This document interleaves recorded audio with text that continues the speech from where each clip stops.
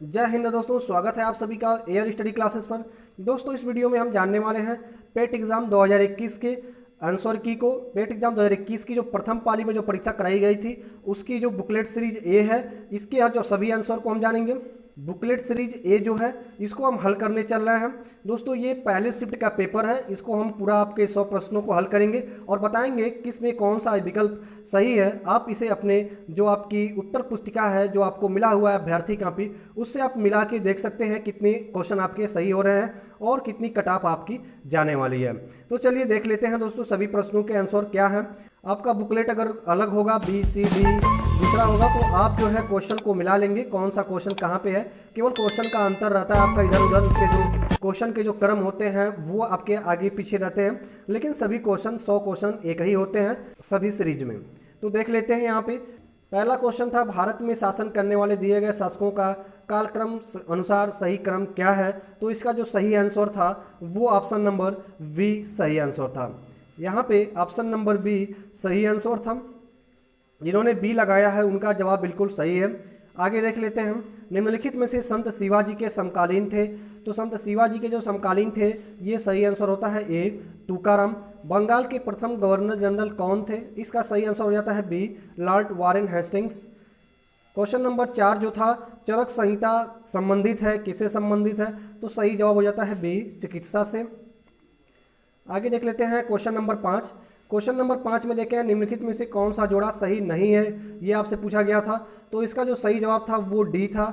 1709 ईस्वी औरंगजेब की मृत्यु, ये जो है डेटा गलत है, तो यहाँ पे ये डी ऑप्शन आपका सही हो जाता है, यही पूछा गया है। आगे जो है आपसे क्वेश्चन पूछा गया था, जिसे भारत के ग्रांड ओल्ड मैन के नाम से जाना जाता है। तो इसका जो सही विकल्प है वो ए हो जाता है, दादा भाई नौरोजी।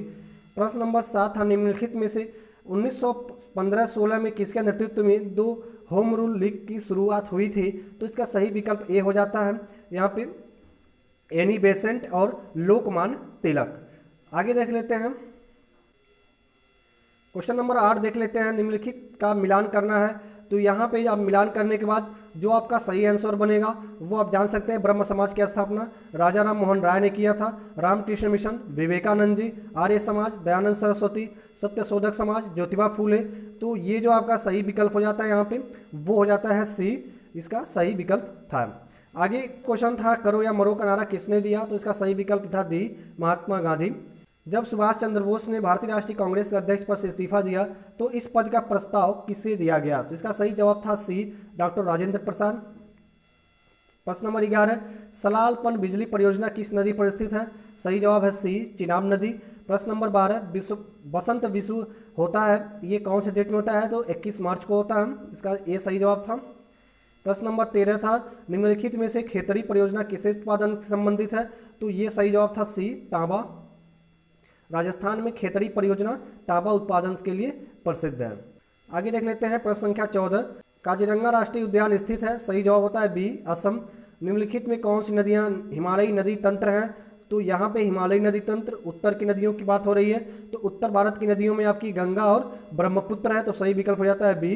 कावेरी और गोदावरी आपकी दक्षिण भारत की प्रायद्वीपीय नदियां हैं। तो हिमालयी नदी तंत्र पूछा है, तो आपका सही जवाब बी हो जाता है। आगे जो है प्रश्न संख्या आप 16 देख लेते हैं, बैंक दर का क्या अर्थ है। तो इसका जो सही जवाब था वो डी था, देश के केंद्रीय बैंक द्वारा ली जाने वाली आधिकारिक ब्याज दर।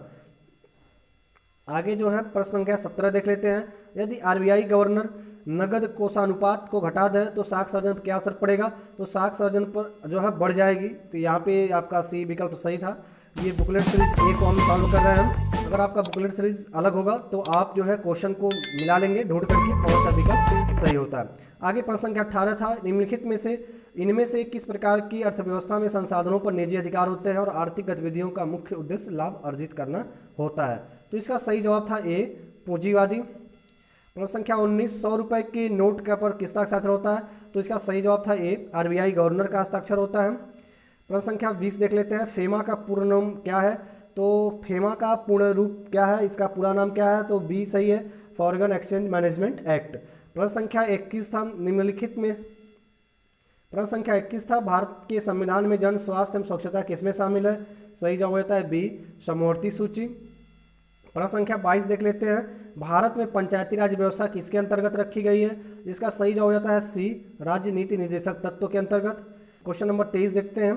शिक्षा का मौलिक अधिकार किस आर्टिकल संबंधित है? तो ये था आपका अनुच्छेद 21A, ये ऑप्शन सही था। निम्नलिखित में से किसने संविधान सभा में उद्देश्य प्रस्ताव रखा? तो ए विकल्प सही है, जवाहरलाल नेहरू। प्रश्न संख्या 25, भारतीय संविधान के किस अनुच्छेद में अल्पसंख्यकों को हित निहित है? तो सही जवाब था सी, अनुच्छेद 29। प्रश्न संख्या 26, ठोस चालक में धारा वाहक होते हैं? तो सही जवाब था सी, मुक्त इलेक्ट्रॉन। आगे देख लेते हैं।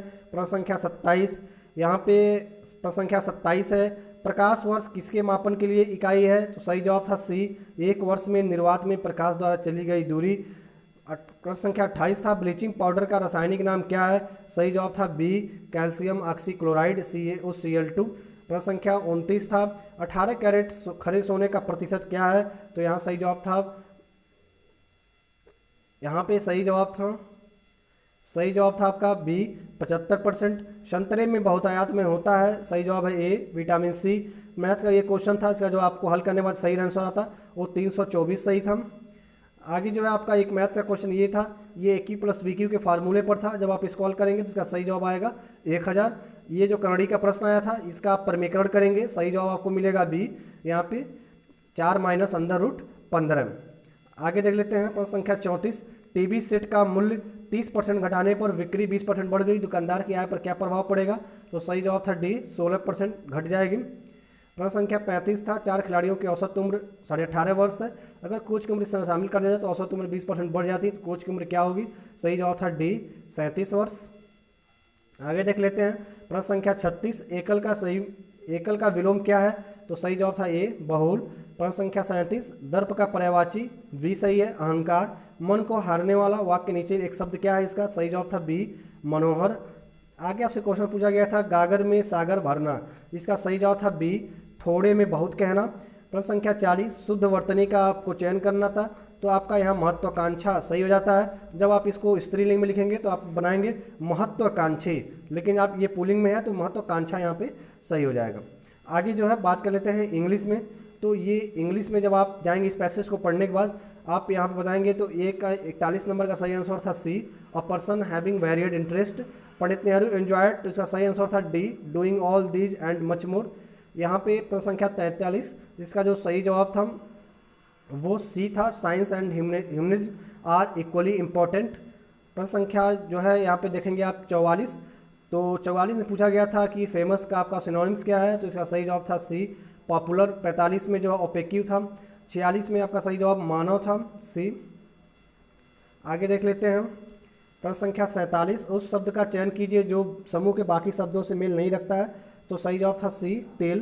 प्रश्न संख्या 48, निम्नलिखित निश्चित कूट में प्रोडक्शन को इतना लिखा जाता है, तो इसको क्या होगा? इसका जो सही जवाब था वो ए था, आप मिला लेंगे इसको।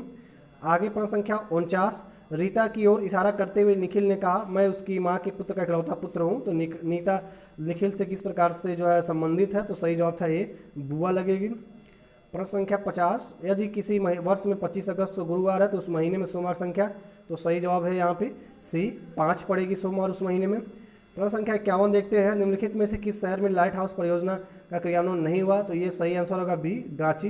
प्रश्न संख्या 52 देखेंगे, कौन सी भारतीय दूरसंचार कंपनी विश्व की 5वीं सबसे मजबूत ब्रांड बनी है? तो ए सही है, Reliance Jio. BOLD bamboo oasis on lands in drought परियोजना हाल ही में किस राज्य में शुरू हुई है? तो सही जवाब है ए, राजस्थान। प्रश्न संख्या 54, संयुक्त राष्ट्र की कोवैक्स की योजना के अंतर्गत कोविड-19 के मुफ्त वैक्सीन पाने वाला पहला देश, सही आंसर है ए, घाना। आगे देख लेते हैं आपका क्वेश्चन नंबर 55 देख लेते हैं, अंतरिक्ष में जाने वाली भारतीय मूल की दूसरी अमेरिकी महिला अंतरिक्ष यात्री कौन है? तो सही जवाब है ए, शीर्षा बांदला। उस पहलवान का नाम बताइए, भारतीय पहलवान का, जिस पर हाल ही में डोपिंग के लिए 2 साल का प्रतिबंध लगाया गया। सही आंसर है ए, योगेश्वर दत्त। प्रश्न संख्या 57 देखेंगे, भारत का वह कौन सा प्रथम राज्य है जहां end to end e cabinet प्रणाली लागू की गई? सही जवाब है ए, उत्तर प्रदेश। भारत के किस मंत्रालय द्वारा हाल ही में 2019-20 में UDIS जो है शुरू किया गया? तो सही जवाब है बी, शिक्षा मंत्रालय। आगे देख लेते हैं, स्मार्टफोन निर्माता वीवो ने किस क्रिकेट खिलाड़ी को अपना ब्रांड एम्बेसडर नियुक्त किया है? सही जवाब है A, Virat Kohli. Artificially intelligence AI आधारित पोर्टल सो स्पेस भारत के किस न्यायालय के लिए शुरू किया गया? सही जवाब है सी, सर्वोच्च न्यायालय में। प्रश्न संख्या 61, कितने भारतीय राज्य नेपाल के साथ सीमा साझा करते हैं? तो सही जवाब है ए, 5। प्रश्न संख्या 62, निम्नलिखित कोस्टरिका की राजधानी कौन सी है? सही जवाब है बी, सांजोस। आगे देख लेते हैं प्रश्न संख्या 63, केंद्र शासित प्रदेश लक्षद्वीप की आधिकारिक भाषा क्या है? तो सही जवाब है बी, मलयालम। प्रश्न संख्या 64, भारत के संविधान के अनुसार लोकसभा में सदस्यों की अधिकतम संख्या? इसका सही जवाब है डी, 552। हिंदी दिवस कब मनाया जाता है? सही जवाब है ए, 14 सितंबर। सार्क देश का सदस्य नहीं है, ये प्रश्न का सही जवाब था डी, म्यांमार। आगे आपसे पूछा गया था कि निम्नलिखित में से किस स्थान पर अजंता एलोरा की गुफाएं स्थित हैं? इसका सही जवाब था सी, औरंगाबाद। अगर राज्य की बात करें तो महाराष्ट्र। 68, ओणम किस भारतीय राज्य केंद्र शासित प्रदेश का सांस्कृतिक नृत्य है? तो सही जवाब है यहाँ पे बी, केरल। बात कर लेते हैं निम्नलिखित में से कौन सा ग्रह सूर्य के सबसे नज़दीक है? तो सही जवाब है डी, बुध। प्रश्न संख्या 70, नोबेल पुरस्कार जीतने वाले प्रथम एशियाई कौन थे? तो सी सही है, रविन्द्रनाथ टैगोर। आगे बात कर लेते हैं, ये आपका जो पैसेज है इस पैसेज को आप पढ़ेंगे और ये हिंदी के पैसेज पढ़ने के बाद जब आप इसके उत्तर निकालेंगे तो आपका विश्व में शांति क्यों आवश्यक है? इसका सही जवाब हो जाएगा ए, मानव जाति के विकास के लिए। यहाँ पे विश्व शांति की स्थापना के लिए सबसे आवश्यक, तो इसका सही जवाब है बी, अहिंसा और प्रेम। कठोर से कठोर हृदय को कोमल बनाया जा सकता है, इसका सही जवाब होगा सी, अहिंसा द्वारा। किसी राष्ट्र के निर्माण स्वर्णिम युग के प्रमुख तत्व हैं? तो इसका जो सही जवाब था वो डी था, शांति, सुख और रचनात्मक कार्य। आगे बात कर लेते हैं, नितांत शब्द का उपयुक्त पर्याय क्या है? तो इसका सही जवाब है बी, बिल्कुल। आइए आगे देख लेते हैं, ये एक और गद्यांश दिया गया था आपको, इसको आप पढ़े होंगे। ये गद्यांश पढ़ने के बाद से थोड़ा सा ये आपका क्रिटिकल था, रीजनिंग टाइप का था, तो इसको आप पढ़ने के बाद से यहाँ पे जो विज्ञान मानव की सबसे बड़ी शक्ति इसलिए कही गई है क्योंकि इसके बल से मनुष्य, इसका सही जवाब था बी, प्रकृति और प्राणिगत का सिरमौर है। वैज्ञानिक चिंतन पद्धति ने मनुष्य का सबसे बड़ा उपकार यह किया है कि उसे मुक्ति मिली है, इसका सही जवाब था सी, भ्रमपूर्ण रूढ़िवादी विचारधारा से। प्रश्न संख्या 78 देखते हैं, विश्व के परिवार लगने का प्रमुख कारण क्या है? तो सही जवाब था ए, यातायात और संचार साधनों का विकास। हस्तमलक का जो है शब्द से अभिप्रेत है, इसका अभिप्राय ए सही है, अस्पष्ट परंतु सयास बोधगम्य। प्रश्न संख्या 80, वैज्ञानिक चिंतन पदबल से आशय है? तो डी सही है, स्वस्थ एवं संतुलित चिंतन। बात कर लेते हैं प्रश्न संख्या, यहाँ पे हम नीचे जाएंगे, ये आपका ग्राफ तालिका से प्रश्न बना हुआ था, तो यहाँ से 20 प्रश्न पूछे गए थे। 81 नंबर, किस छात्रों ने भूगोल की अपेक्षा इतिहास में ज़्यादा अंक अर्जित किए हैं? तो सही जवाब था बी। निम्नलिखित में से किन छात्रों को भूगोल की अपेक्षा इतिहास में कम अंक मिले हैं? सही जवाब था बी। प्रश्न संख्या 83 देखेंगे, भूगोल में छात्र 3 से 4 के मध्य अंक की प्रतिशत बढ़त है? सही जवाब है सी। इतिहास भूगोल का अधिकतम आयु और अनुपात न्यूनतम अंतर कितना है? सही जवाब है सी। प्रश्न संख्या 85, छात्र 4 को भूगोल में 60 अंक मिले हैं, उसके इतिहास में कितने अंक हैं? तो सही जवाब है सी। आगे बात कर लेते हैं, ये एक और ग्राफ था 86 से 90 के बीच, यहाँ पे आपका जो 86 नंबर क्वेश्चन था, कच्चे ऊन के उत्पादन में उच्चतम वृद्धि का वर्ष क्या है? तो सही जवाब है ए, 2017, 18 वर्ष। 87 देखेंगे, प्रश्न संख्या 87 देखते हैं, पहले 4 वर्ष में उत्पादन की तुलना में अधिकतम 4 वर्ष में कच्चे ऊन का उत्पादन। तो इस प्रश्न को आप हल कर लेंगे, इसका क्या सही जवाब आएगा वो आप देख लेंगे। आगे जो है प्रश्न था कि 8 वर्षों के दौरान औसत उत्पादन कितना है? तो इस प्रश्न का सही जवाब था बी, 62.5 मीट्रिक टन। प्रश्न संख्या जो है 89, इसको भी आप सॉल्व कर लेंगे। प्रश्न संख्या 90 क्या है कि 2014-15 में कच्चे ऊन का उत्पादन 19-20 के उत्पादन का कितना था? तो इसका सही जवाब है डी, 3/4। बात कर लेते हैं इस क्वेश्चन का, तो ये जो आपकी ग्राफ एनालिसिस था, इसको पढ़ने के बाद से आप जब यहाँ आंसर देते हैं तो प्रश्न संख्या 91, किस वर्ष में सेल्समैन सी द्वारा अर्जित कमीशन पिछले वर्ष की तुलना में अधिकतम वृद्धि दर्शाता है? तो सही जवाब है ए, 2016। प्रश्न संख्या 92 देखेंगे, वर्ष 2018 में बी का कमीशन 5 सेल्समैनों कमीशन कुल कितना % था? तो ये आप फार्मूला लगा के इसको हल कर लेंगे। प्रश्न संख्या 93, किस सेल्समैन का 2018 में कमीशन 2015 की तुलना में उच्चतम वृद्धि दर्शाता है? तो इसका सही आंसर सी था, डी आंसर सही था इसका, इसका जो सही आंसर सी था, यहाँ पे उत्तर में आपका डी लिखा हुआ है। चलिए आगे देख लेते हैं प्रश्न संख्या 94। प्रश्न संख्या 94 देखेंगे, निम्नलिखित में से किस वर्ष में किसी सेल्समैन द्वारा अर्जित उच्चतम और न्यूनतम कमीशन का अंतर है? तो इसका सही जवाब था डी, 2020। 2019 में सेल्समैन डी द्वारा अर्जित कमीशन का कितना % है? आप ये फार्मूला यहाँ पे लगाएंगे।